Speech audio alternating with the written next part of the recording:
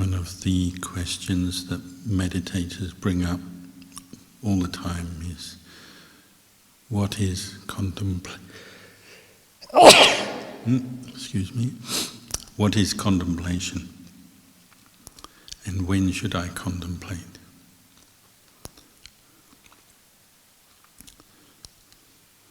So contemplation is obviously an English word that we use for that activity of the mind where you're trying to understand something.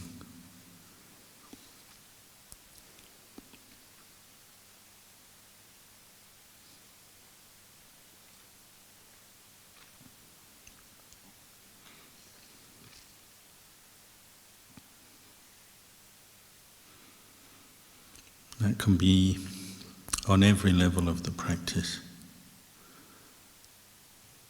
When we talk about the Buddhist path that leads to the end of suffering, we have the Eightfold Noble Path. There's 8 factors. It begins with Sammaditthi. And the way you develop Sammaditthi is by listening to the Dhamma and then just reflecting or contemplating what you've heard, remembering it, learning it, thinking about it. Because that gives you a framework to understand your experience better and also to know what to do in the practice, how to practice, why we practice. But those 8 factors all work together.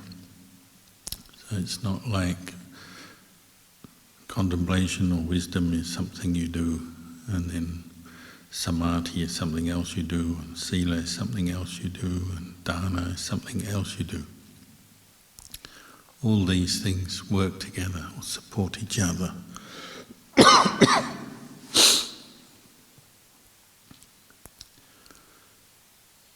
So, when you practice dana,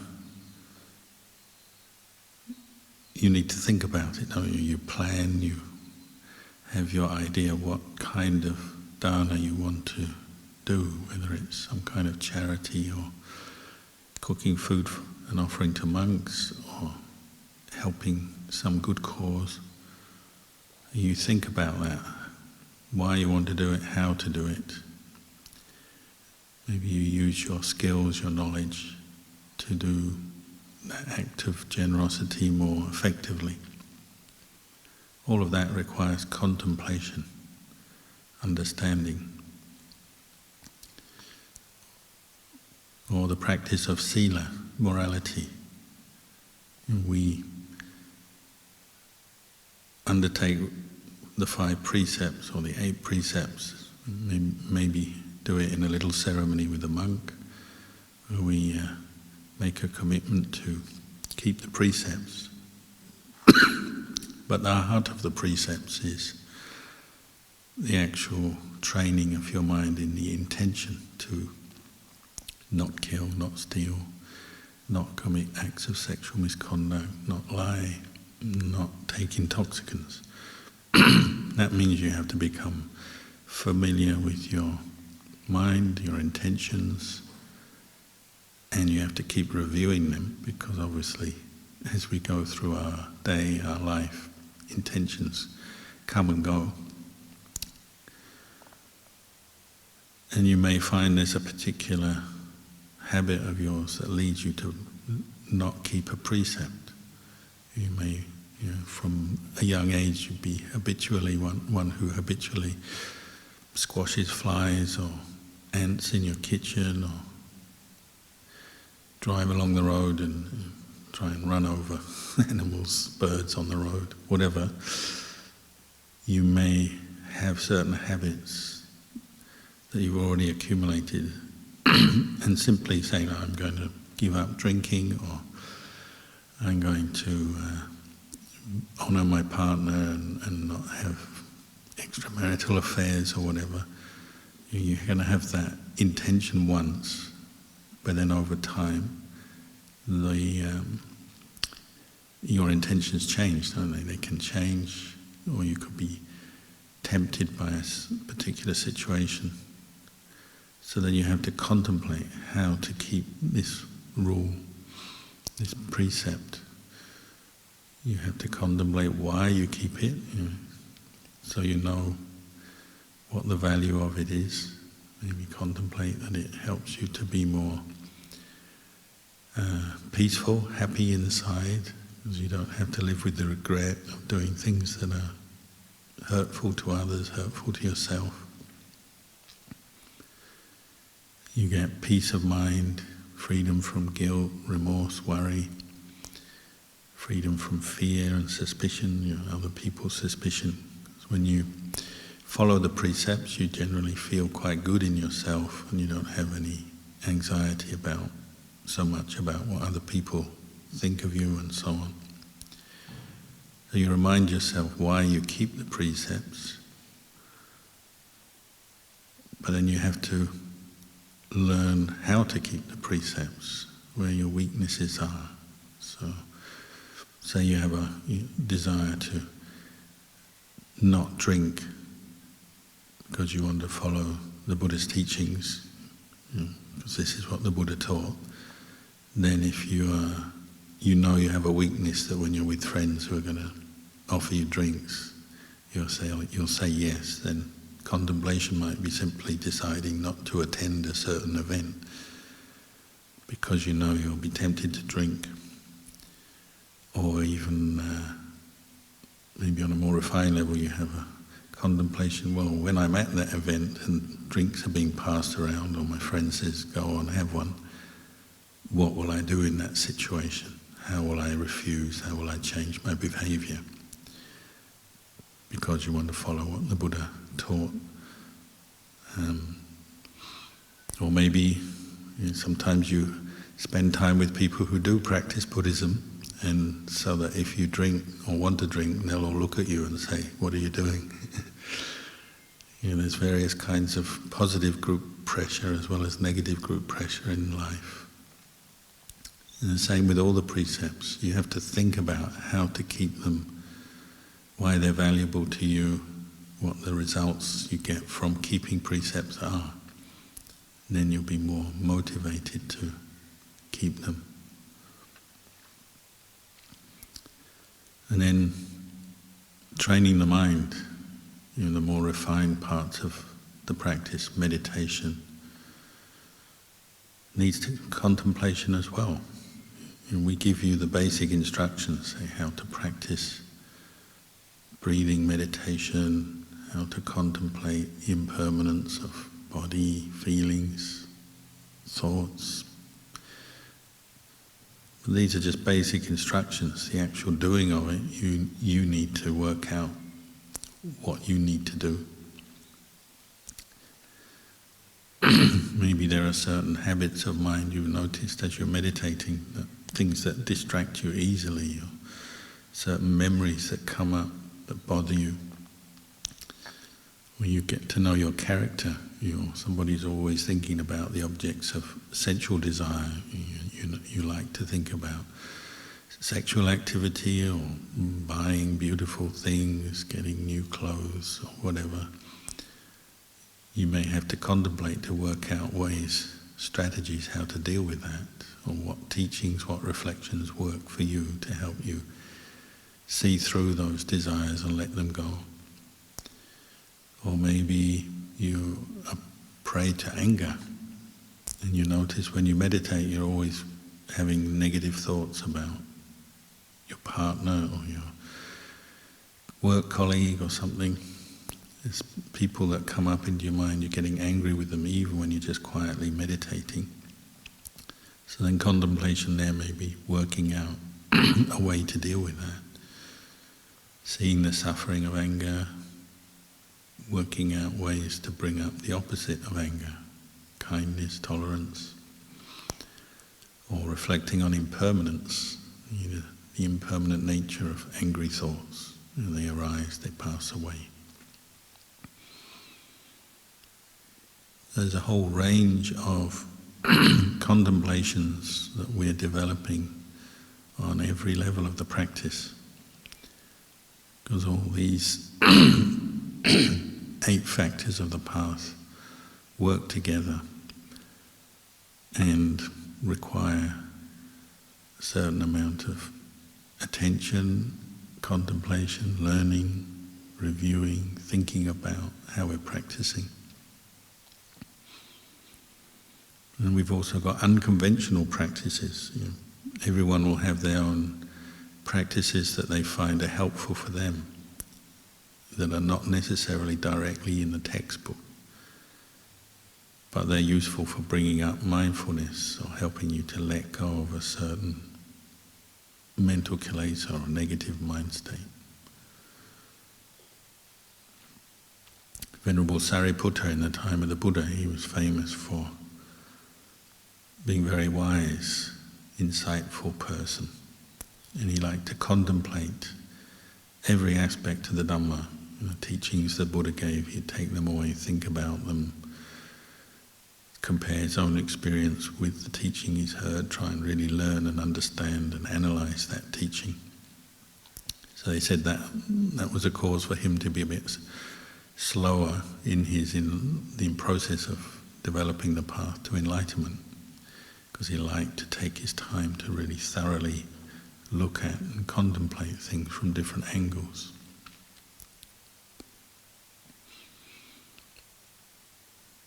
When he was a layman, he was already practicing meditation with a teacher, but he hadn't taken ordination yet because he felt he hadn't met the teacher who he believed was enlightened and would teach him the way to enlightenment.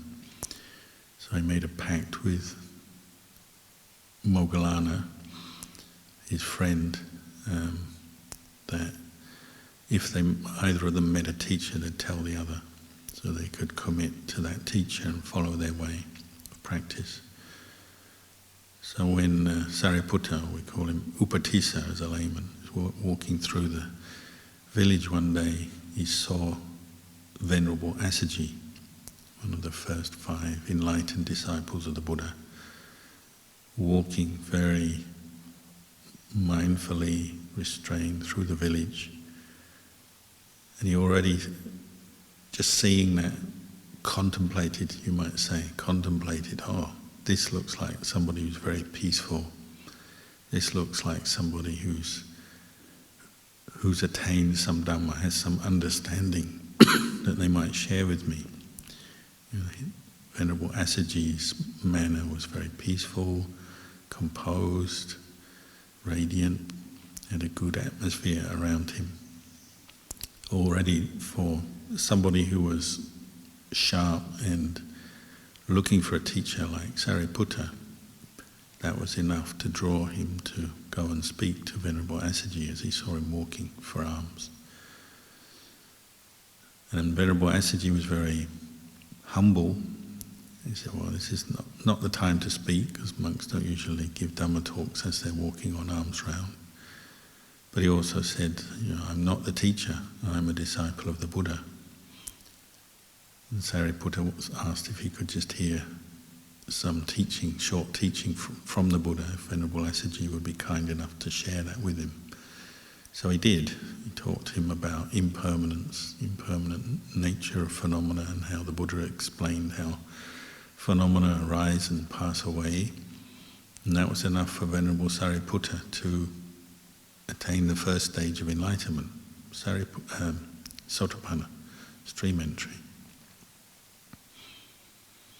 Then after that, whenever he went to rest at night, he'd always lie down with his head facing the direction that he believed Venerable Assaji was staying.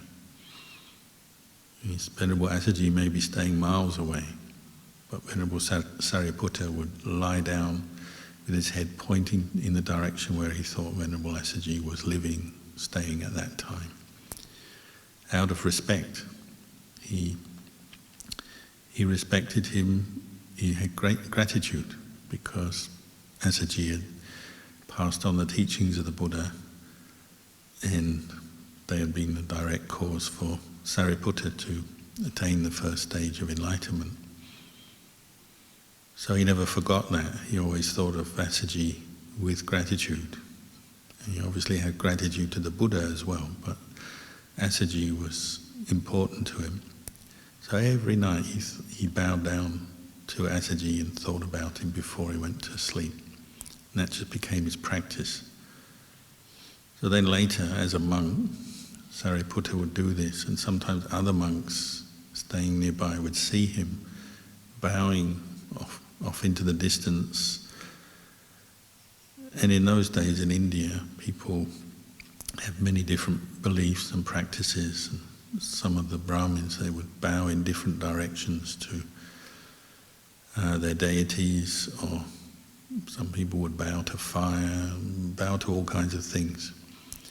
So when they saw Sariputta bowing before he went to bed in a very kind of deliberate manner, people were suspicious. They thought he's still keeping up some kind of Brahmin practice from another religion. He's somehow attached or superstitious. So the Buddha called him over to question him in front of the monks so they could find out why he was doing this, and he explained that he was just bowing to Venerable Asaji, remembering him, recollecting him out of gratitude. And the Buddha said, yeah, that's a very wise thing to do. Remember your teacher with gratitude. And that's an example of contemplation. Whether you call it sila, samadhi, panya, or right view, it's part of Venerable Sariputta's daily routine that he found was helpful for him, made him aware of his teacher, remember his teacher, brought up very wholesome mind states. Perhaps it helped him in his meditation practice, respecting the Dhamma, in his development of insight. Something, a simple practice like bowing to your teacher can set up all kinds of good causes and conditions in your mind for understanding the Dhamma on a deeper level.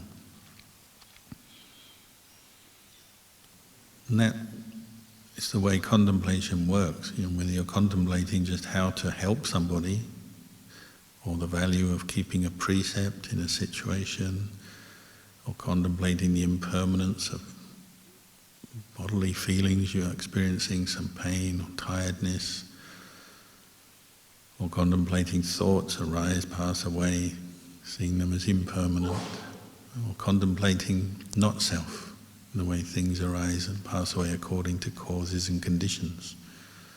And that really there's nobody in that, there's no self in there. At every level of our practice we contemplate. It doesn't mean to say you're always thinking in a kind of compulsive way, got to understand this, got to do this, got to contemplate that. Contemplation takes place in different ways. It can be sometimes simply just observing something, observing change, for example. One might not have to actually think very much at all.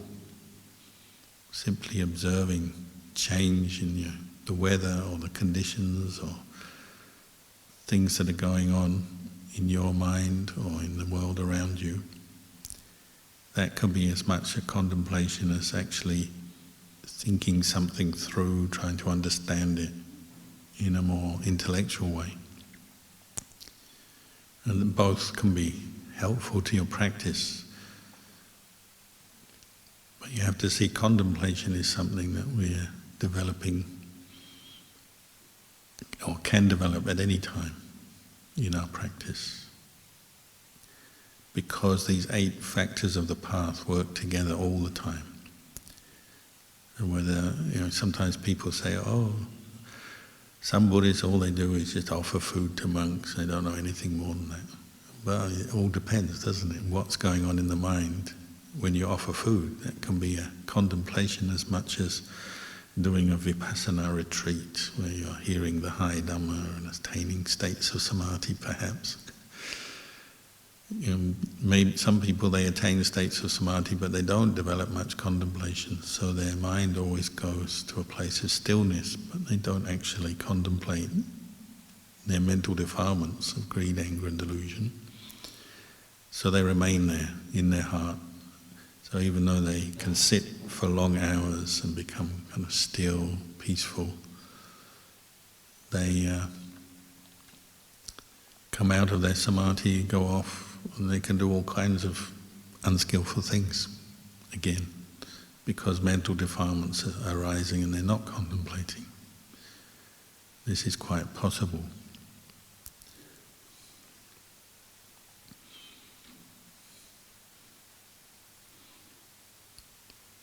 So actually when you contemplate will depend on conditions, won't it? Causes and conditions and what's going on. So generally we give the teaching when you begin your meditation, well, you need to set up the right conditions to contemplate. So you practice mindfulness, direct mindfulness to an object such as the breath, to calm your mind down, let go of some of the distractions. If your mind is still very distracted, then it's hard to contemplate. When your mind is more calm, peaceful, detached, then contemplation goes better. In Manuri, can you just go and tell these people that there's a retreat going on? Yeah.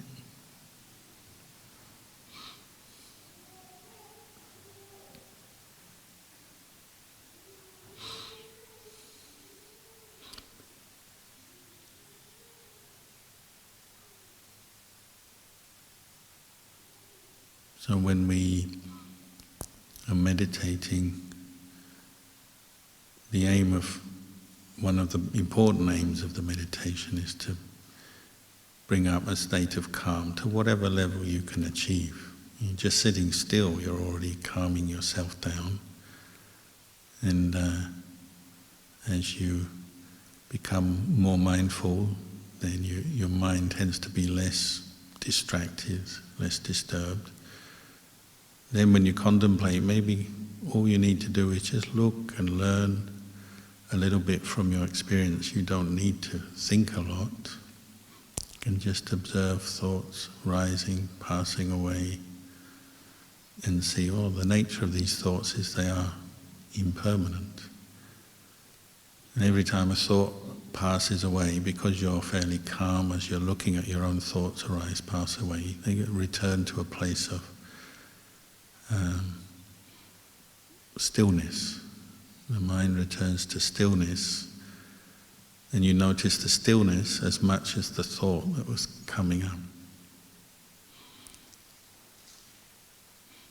When you notice stillness a lot, then you become more familiar with that as part of your mental experience, and you get to know, thoughts, however bad they are or disturbing, they all arise and they pass away. They go back to stillness.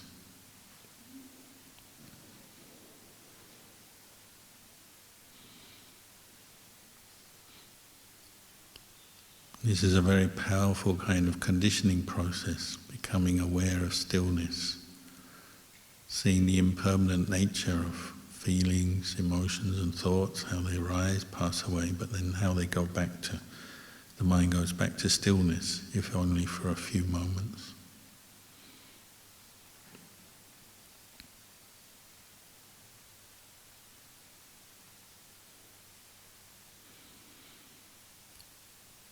Normally in the rush of the day, it's difficult to contemplate because we're not so mindful. We're always thinking about the next thing to do, go here, go there, and as long as everything's falling into place, there's not too many problems, then it doesn't matter. But we might unwittingly be accumulating quite a lot of stress, because if we're not very mindful, we start to attach to work and things we're doing, always looking for certain outcomes, trying to get things. It can be quite stressful. But if you become more familiar with looking at the mind, seeing thoughts arise, pass away, the changing feelings in your body and so on, then you become more aware of this stillness, the underlying stillness of your experience. So then even in the middle of a day, a busy day, doing different things, your mind can go to stillness if only for a short period of time, because it's a place you're familiar with, you've been there before. And stillness obviously exposes movement, and you can see the movement of your mind when you get very caught up in things, your thoughts start to race. That's a kind of contemplation as well. You can see, when I'm not very mindful, I tend to think more and more. Maybe I hold on tightly to those thoughts. As we hold on, they can become more oppressive or bring us more stress, more suffering. When we go to stillness, then you have a reflection, a comparison. And you can see the movement of the mind, you can see the stillness. It's not that one is better or worse than the other, but it helps you to see or contemplate and see the true nature of feelings, thoughts. So if you do that a lot, then maybe one day you have a really strong emotional reaction to something. You get very angry or very afraid, or you have strong desire come up. But you also know that this will end, it will go back to stillness. It's impermanent.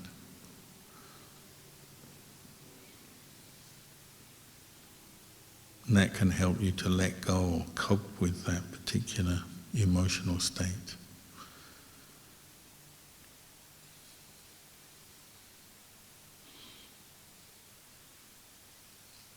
So contemplation is something that we do or can do at any time. Not simply when we're meditating, or not simply, say, the second part of your meditation. The first part is mindfulness of breathing, say, second part is contemplation. When should I do the contemplation? For how long? You might get some basic instructions like that. But also it comes, or it's something you develop when appropriate. And sometimes you sit down to meditate and there's just no awareness really, no steadiness of mind at all. And it seems like there's nothing you can do about it. So maybe you have to contemplate.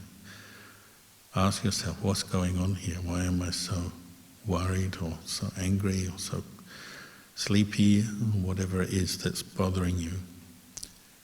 And then look and see what you may learn from that experience. And you're just contemplating from the word go. Generally speaking, contemplation involves directing your mind to understand something, so it can tire the mind out as well. And you're looking, learning, reflecting on things. So you also need to have something you can turn to calm the mind and bring up some energy, give it a rest again.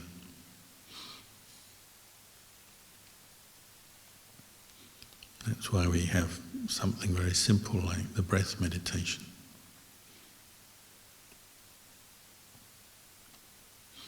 You go back to the breath. You don't need to think or contemplate, you just put attention on the breath and try to keep it there. When your mind feels more calm, more steady, then maybe step out and contemplate again.